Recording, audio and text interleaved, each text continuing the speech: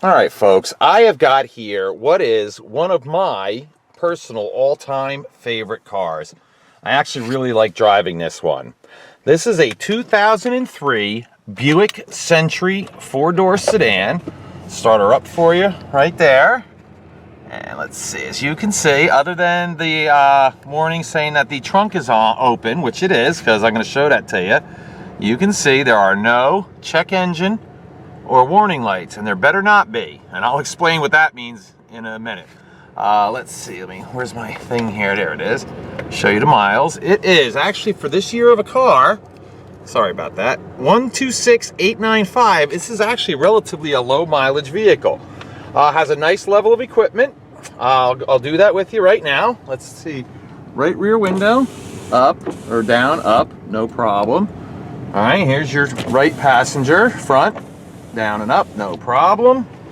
Around to the back window here, down, up, no problem. And the all-important driver's window with the auto down works exactly as it should. Mirrors, left, works that way, in, down, up, very good. Here's the right mirror. I'm gonna have to zoom this back in. That's what the problem is, like that. Let me zoom back in. All right, it's got, oh, horn. Wipers, there you go. And of course, very important, you can see that the windshield squirters work too. That's very important, I think, this time of year. Radio, let's check that out. It's on AM, I don't like it. There, we'll go to a station I know comes in good. And all right, so actually it runs pretty, or sounds pretty good even. It's got a CD player and a cassette player. I can't comment on those. Obviously, I don't have any CDs or cassettes, so I can't help you with that. The heat works great. Air conditioner, obviously it's 25 degrees out today. The light goes on, but I can't say whether that works or not. All right, let's check around the outside of the car. Interior is clean. It's nice. It's not all torn up, ripped up. It actually seems to be in pretty good shape. Seems to be well taken care of. Look, even your armrest, where your arm goes, isn't all worn out. You got your little thingy in here, and this pops up and makes this car actually a 6-passenger car, which, you know, if you need to move 6 people, this isn't a bad way to do it. Tilt wheel, cruise control, of course. Oh, power seat on this side. Show you that that works forwards, backwards, up, down. Works all ways. Has floor mats. Let me move this out of the way. And you can see, you know, obviously they're a little worn, as they should be, but, you know, they're not in terrible condition. Like I said, I've actually driven this car quite a bit because I like it. And also because I actually had to do about $1,000 worth of work to this. And I'll explain to you what I've done, and it's all to your benefit, of course. But let's do the tires first here. And if I can find my little gizmo, which I like to use right now. Maybe it's in my other pocket. I got too many pockets, I think, here. And sorry about this, folks. I guess I should have prepared better, huh? Oh, there it is. Okay, what this is, as I will show you, is a little gauge. Okay, and what it does, it tells you exactly, you know, what the tread is. Because what I've been doing is saying, oh, there's 75% of the tread left, 10% of the tread left, whatever. And that's not a very descriptive thing. So what I'm going to do for you now is I'm going to put this right here. You press down on the top, and then you pull it out, and you can see that this left front tire has 530 seconds of tread left. All right, that's left front. Left rear, I'm going to do the same thing. Stick this in here, push this down. Oops, wrong spot. I got to find a spot in between the tread. Oops, sorry about the camera work there, folks. And this says, where is it? 30 seconds. That it's got 30 seconds of tread left on left rear. Now we're going to go over to this side. And I'm going to do the same thing for you guys. Stick this right in here. Push down. And show you that it's got almost 730 seconds of tread. So far the 2 rear tires are in decent shape. All right, and here is the right front tire, which isn't in that great a shape, I'll say.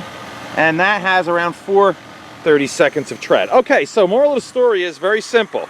I would swap the left tires, or I'm sorry, the rear tires with the front. You want your better tires on the wheels that drive the car. All right, let's do the body. All right, right front fender, it looks to be in very nice condition. Got one little mark there, I don't even know what that is. No dents, doesn't look like it has any nicks. All right, this mirror has a couple little scratches. The door's good. We're gonna do the front, or I'm sorry, the roof for you. Let me open this up for you. And as you can see, here's how nice the interior is. No power seat on this side.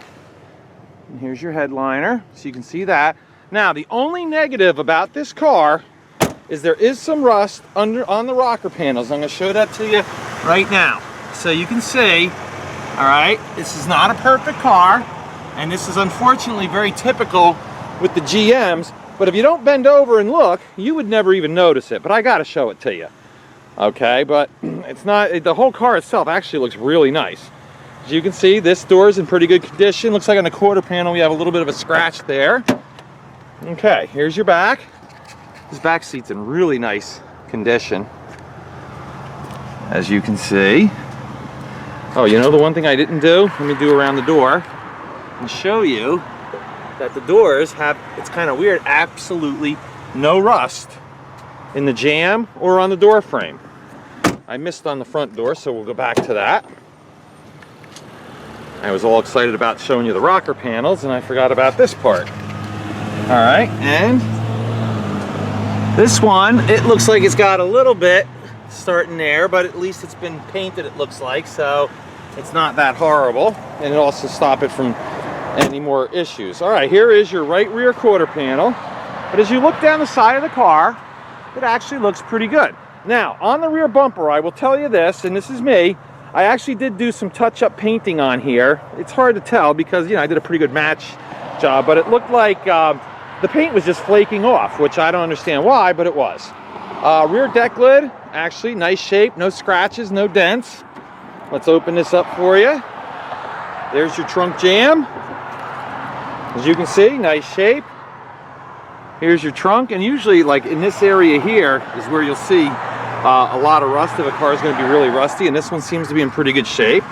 Let's see what we got in the way of a, oh, stupid GMs. I'm not going to spin. That'll take me too long. I don't know if you can see under there or not, but I think there's a tire in there. Let me take.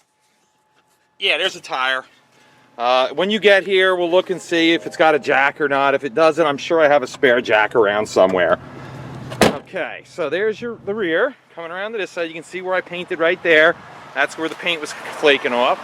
Left rear quarter panel, beautiful. All right, left rear door, very nice. No nicks, no dents, no scratches. Here's the roof on this side. And as I did on the other side, I'll go through. You can see the door jamb. And we'll go around the door itself. As you can see, pretty decent, nice, clean condition. All right. I'm going to go run along the rocker panel on this side as well, just like I did over there, that you can see that there's a little bit of rust starting. And again, it's not horrible. If you keep some paint on it, you'll be in great shape. But again, I can't rebuild everything on these cars. My thing is making sure they're mechanically safe and they run good. And that's what I'm going to get to in a minute to explain to you what exactly I've done to this car. This is your driver's door jamb. And here is the driver's door itself. And as you can see, other than a tiny, tiny little spot right around in there, pretty darn nice and clean. Okay, moving along. Left front fender, except for the pinstripe, looks like it's missing in a couple of spots. The car is actually, body-wise, you know, from the rocker panels up, obviously, in fantastic shape. The front, didn't have to do anything to. It looks nice, it looks clean. Let's look underneath here. And you can see down low what she looks like, and the hood. And again, a hood in these areas here, they're going to rust. That's where they'll start, and this one shows no evidence of that. Okay, here's the good part. Good news for you guys. 3.1 liter V6. Very good, very reliable engine. This one sounds great. Let me rev it up for you.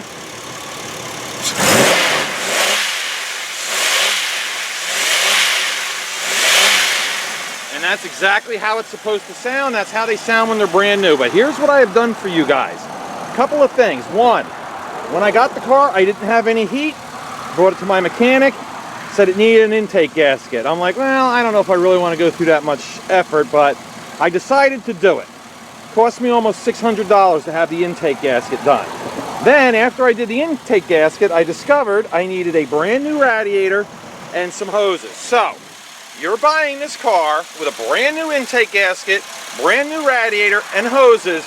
And let me tell you something, this car runs great. It's got tons of heat.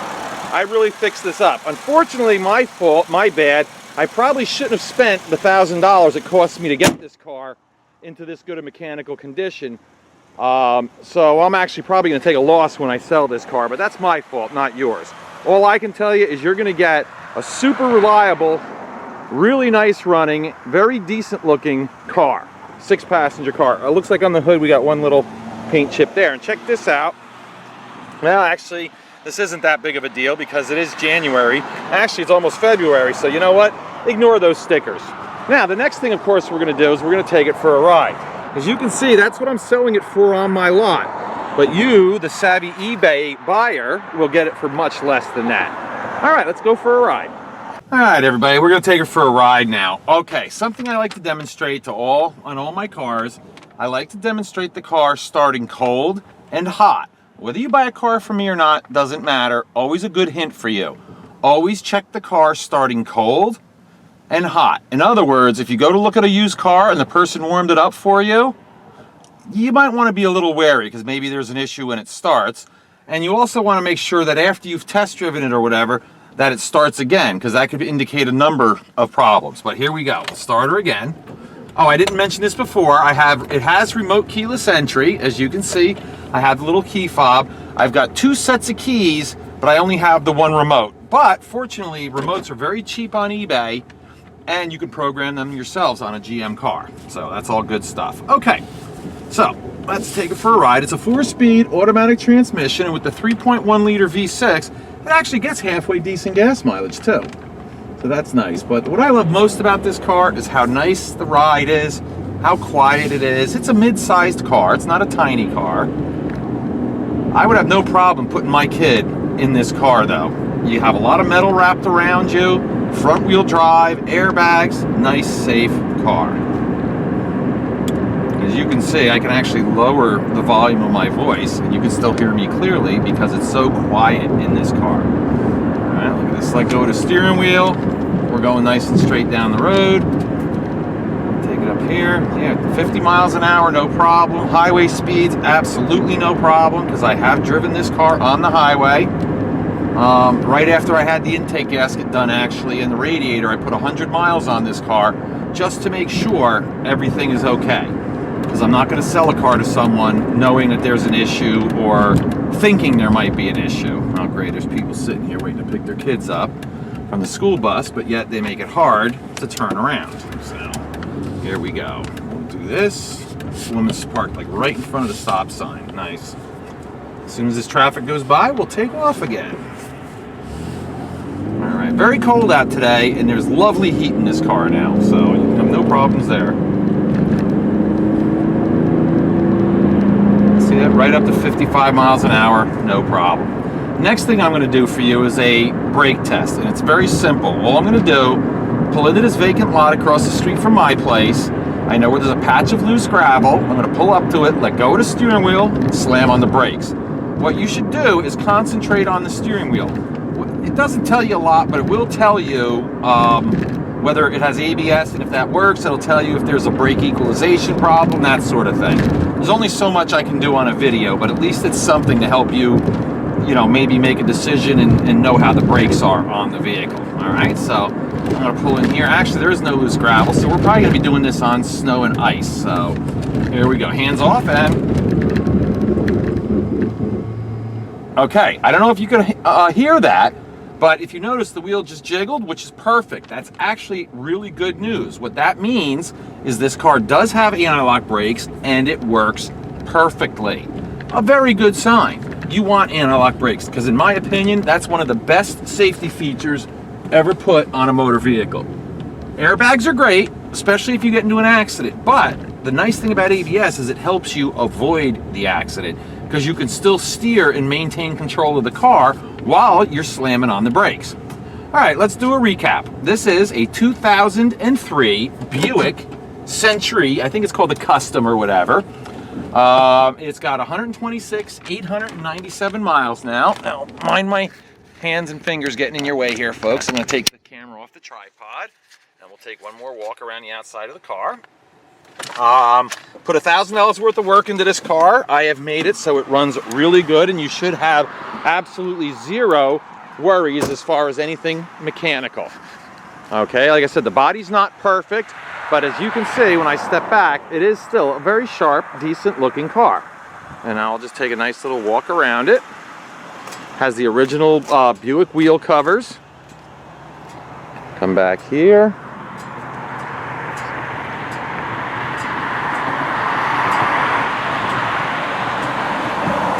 Yeah, this is truly a car you can buy and probably drive this thing for, I would say if you take care of it, 100,000 miles. You should be able to get out of this car, this motor, this transmission.